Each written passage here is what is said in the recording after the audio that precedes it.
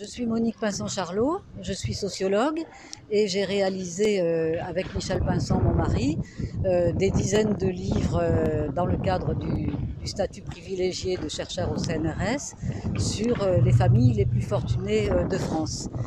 Nous avons toujours été passionnés par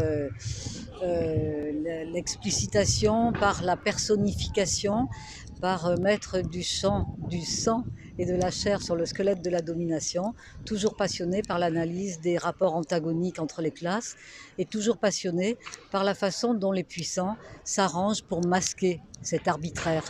Le fait que ce qu'on appelle les riches, c'est-à-dire les propriétaires, les détenteurs des titres de propriété, grâce à ce système capitaliste auquel ils sont arrimés, ça leur permet d'exploiter la force de travail des autres. Mais aujourd'hui, on est dans une société où on ne peut plus parler normalement, de manière franche, de manière claire, de manière juste, de manière vraie. Et donc, il est très important de venir clarifier les propos devant, par exemple ici, nos nouveaux collègues, les jeunes chercheurs, qui nous ont demandé de venir témoigner comment notre statut de chercheur à vie, avec la liberté totale, enfin totale, pas tout à fait, mais presque totale, de faire ce que l'on voulait à condition de produire, à condition d'être productif, d'apporter des éléments nouveaux dans la connaissance, ce que nous avons fait, eh bien, nous sommes venus témoigner du fait que mettre la recherche, l'argent de la recherche publique au service de la recherche dans les multinationales et les grandes entreprises, c'est du vol, c'est un crime, c'est grave, et donc on est venu dire que maintenant il nous semblait qu'il fallait changer les méthodes les méthodes du fonctionnement de ce qu'on appelle le marché de la contestation sociale et être nous aussi, nous radicaliser. On est les plus nombreux, donc on n'a pas besoin de la violence, mais la désobéissance civile non violente, largement partagée, main dans la main, tous, sans clivage politique. Il n'y a pas de France insoumise, de communistes qui vont se tirer dans les pattes. Non, maintenant, le capitalisme est uni, il est radicalisé, il est dangereux, il menace l'avenir de la planète et de l'humanité. Nous n'avons plus le droit de rester dans l'agenda et les frontières du néolibéralisme.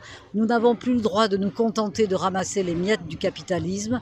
Nous devons remplacer le système capitaliste par un système coopératif. On verra ce qui se passera, mais en tout cas un système d'humanité, de solidarité et de générosité. Bonjour, moi je suis doctorante en économie et je suis là aujourd'hui parce que je milite depuis plusieurs mois, même si ça a été très interrompu avec le confinement et la pandémie. Mais pour moi c'était vraiment important de revenir, de continuer à montrer dans l'espace public qu'on s'oppose à toutes les réformes qui sont en train de passer et donc qui me touchent plus particulièrement en tout cas dans ma mobilisation, c'est tout ce qui touche aux frais d'inscription pour les étudiantes. Étrangers pour l'instant, mais on sait que c'est aussi une porte ouverte pour augmenter les frais d'inscription pour l'éducation supérieure à tout le monde. Donc c'est vraiment une éducation supérieure qui va devenir une éducation supérieure de classe, éviter l'égalité en fait des chances puisque les étudiants des familles les plus modestes vont pas du tout pouvoir continuer à accéder à l'enseignement. Moi j'enseigne aussi et je vois que déjà les étudiants sont précaires, beaucoup d'entre eux doivent être salariés la nuit, etc. Donc ça va encore s'approfondir cette logique-là. Et puis des lois qui sont aussi en train de passer, notamment la LPPR, pour moi sont un grave danger pour la liberté en fait de penser, de créer des pensées critiques, des concepts, d'expliquer le monde tel qu'il est et le fait d'être de plus en plus précaire en tant que chercheur, doctorant, etc. Nous empêche aussi d'avoir une pensée critique et je pense que c'est très très grave ce dont on parlait tout à l'heure sur la pensée unique. Voilà, donc c'est pas juste des lois qui vont impliquer moi ou mon salaire ou ma condition personnelle, mais je pense que c'est vraiment des lois qui changent le modèle sociétal dans lequel on est et que c'est super important de continuer à se mobiliser. Voilà, je précise aussi que je suis masquée parce que dans mon milieu, c'est compliqué en fait de se mobiliser et qu'il y a de la répression parfois. Donc soutien avec tous les camarades qui peuvent pas forcément prendre la parole parce que ils se sentent précaires et voilà. Merci.